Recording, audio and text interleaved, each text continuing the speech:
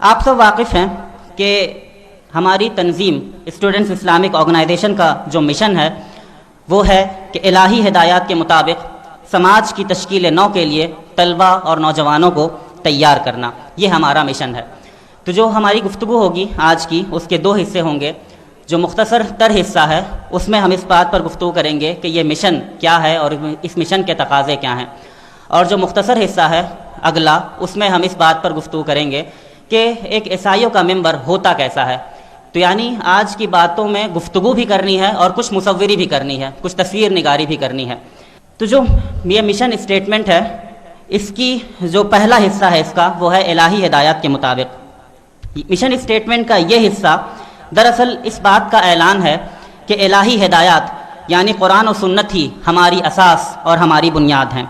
اس کے علاوہ دنیا بھر میں جتنے افکار، جتنے خیالات، جتنے تصورات، جتنے نظریات پائے جاتے ہیں، جتنے بھی فلسفے پائے جاتے ہیں، سب کی حیثیت ثانوی ہے، سیکنڈری ہے، ساری چیزیں سیکنڈری ہیں۔ قرآن و سنت ہماری اساس اور ہماری بنیاد اور ہمارا پرائمری سورس آف ریفرنس ہے۔ جو کچھ قرآن و سنت کے مطابق ہوگا وہ ہم لے لیں گے، اس کو اڈاپٹ کر لیں گے، اور جو کچھ قرآن و سنت کے خلاف ہوگا اس کو ہم رد کر دیں گے، اس کو چھوڑ دیں گے۔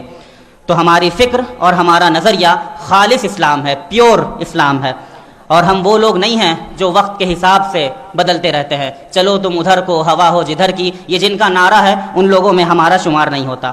ہم افکار و خیالات کی اس چاخ پر، پھر اس چاخ پر، پھر اس چاخ پر نظر نہیں آتے گزرتے وقت اور گزرتے حالات کے حساب سے۔ لہٰذا ہم سے اگر کوئی ایکسپیکٹ کرتا ہے کہ گزرتے حالات کے حساب سے، گزرتے وقت کے ساتھ ساتھ ہم سے بھی وہ بھیم کے، بھارت ماتا کے یا مارکس اور لینن کی جے جے کار کے نعرے لگوا لے گا تو وہ سخت غلط فہمی میں مبتلا ہے۔ اس شخص نے ہم کو سمجھا نہیں ہے کہ ہماری فکر کیا ہے، ہمارا نظریہ کیا ہے، ہماری بنیادیں کیا ہیں۔ لہٰذا ہم سے یہ کام نہیں ہو سکتا۔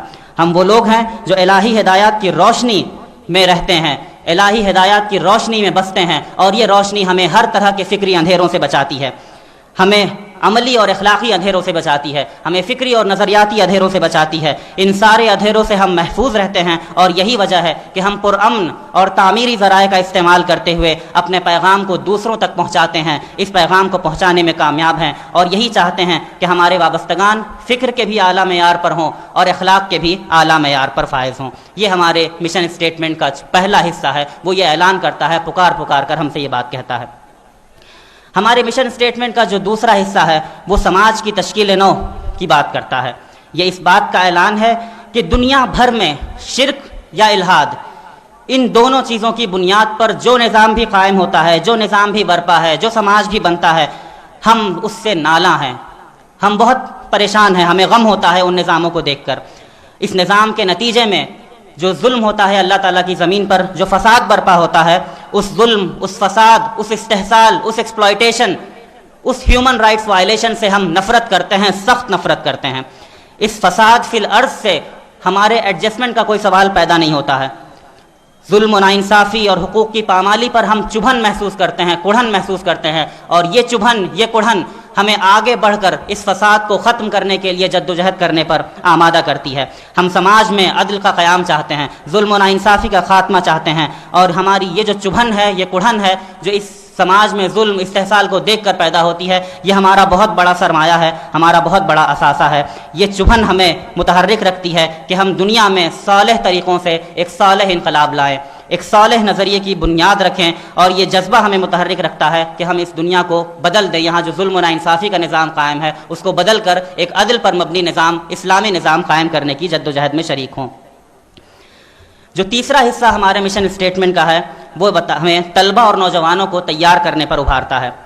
یہ اس بات کا اعلان ہے، کئی بار ہمارے ذہنوں سے کسی نہ کسی درجے میں اوجھل ہوتی رہتی ہے، وہ یہ کہ ہم صرف ایک تنظیم نہیں ہیں، بلکہ اس سے پہلے بھی یہ بات بتائی گئی کہ ہم ایک ایسی تنظیم ہیں جو ایک وسیع تر تحریک اسلامی کا حصہ ہے، اور اس تحریک اسلامی کا نصب العین اقامت دین ہے۔ دین کو دنیا کے ہر شعبے پر، زندگی کے ہر شعبے پر قائم کرنا، یہ اس کا مقصد ہے۔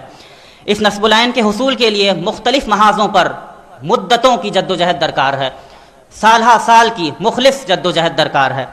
اس جدوجہد سے ہی کوئی تبدیلی آ سکتی ہے اور اقامت دین کا خواب شرمندہ تعبیر ہو سکتا ہے۔ صرف تقریروں سے، صرف تحریروں سے یہ کام انجام نہیں ہو سکتا، ایک مستقل جدوجہد درکار ہے، بہت سے محاذوں پر درکار ہے، اور اس میں سے ایک اہم ترین محاذ طلبہ کا محاذ ہے، نوجوانوں کا محاذ ہے، اور تحریک اسلامی نے ایسائیوں کو یہ محاذ سپرد کیا ہے کہ آپ اس محاذ پر ڈٹیے اور یہاں طلبہ اور نوجوانوں کو تیار کریے جو آگے چل کر اقامت دین کے مشن کو انجام دینے کی صلاحیت اپنے اندر رکھیں اور وہ کام کریں جس مقصد کے لیے تحریک اسلامی قائم ہوئی ہے۔